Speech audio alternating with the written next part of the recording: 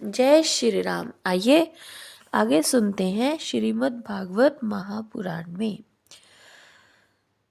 जब राजा परीक्षित जी प्रश्न पूछते हैं तो वो पूछते हैं कि मनुष्य के साधारण और विशेष धर्म कौन कौन से हैं। विभिन्न व्यवसाय वाले लोगों के, राज ऋषियों के और विपत्ति में पड़े हुए लोगों के धर्म का भी उपदेश कीजिए। तत्वों की संख्या कितनी है, उनके स्वरूप और लक्षण क्या है, भगवान की आराधना की और आध्यात्म योग की विधि क्या है, योगेश्वरों को क्या क्या ऐश्वर्य प्राप्त होते हैं तथा अंत में उन्हें कौन सी गति मिलती है, योगियों का शरीर किस प्रकार भंग होता है, वेद उपवेद धर्मशास्त्र इतिहास और पुराणों का स्वरूप एवं तात्पर्य क्या है, समस्त प्राणियों की उत्पत्ति स्थिति और प्रलय कैसे होता है, बावली कुआं खुदवाना आदि समार्थ यज्ञ आदि वैदिक तथा काम्य कर्मों की तथा अर्थ धर्म काम के साधनों की विधि क्या है, प्रलय के समय जो जीव प्रकृति में लीन रहते हैं उनकी उत्पत्ति कैसे होती है, पाखंड की उत्पत्ति कैसे होती है, आत्मा के बंध मोक्ष का स्वरूप क्या है और वह अपने स्वरूप में किस प्रकार स्थित होता है। भगवान तो परम स्वतंत्र है, वे अपनी माया से किस प्रकार क्रीड़ा करते हैं और उसे छोड़कर साक्षी के समान उदासीन कैसे हो जाते हैं। भगवान, मैं ये सब आपसे पूछ रहा हूँ। मैं आपकी शरण में हूँ महामुने।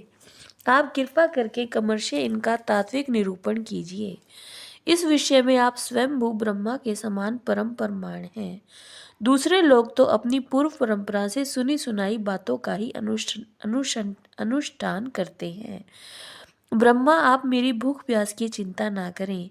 मेरे प्राण कुपित ब्राह्मण के शाप के अतिरिक्त और किसी कारण से निकल नहीं सकते, क्योंकि मैं आपके मुखारविंद से निकलने वाली भगवान की अमृतमयी लीला कथा का पान कर रहा हूँ।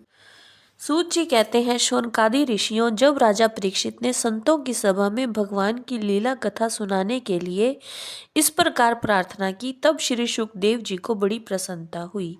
उन्होंने उन्हें वही वेद तुल्य श्रीमद् भागवत महापुराण सुनाया जो ब्रह्म कल्प के आरंभ में स्वयं भगवान ने ब्रह्मा जी को सुनाया था। पांडु वंश शिरोमणि परीक्षित ने उनसे जो जो प्रश्न किए थे वो इन सब का उत्तर कमर्षय देने लगे। इस पूरे अध्याय में राजा परीक्षित ने बहुत ही भाव और प्रेम से प्रश्न पूछा है कि जो लोग भगवान की लीलाओं का श्रद्धा के साथ नित्य श्रवण और कथन करते हैं उनके हृदय में थोड़े ही समय में भगवान प्रकट हो जाते हैं।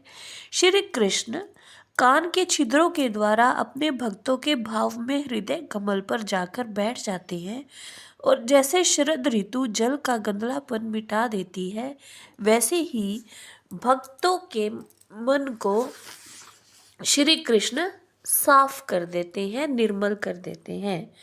इति श्रीमद्भागवते महापुराणे परमहंस्या संहिताया द्वितीय स्कंदे प्रश्न विधिर्नामष्टमो अध्याय। जय श्री राम।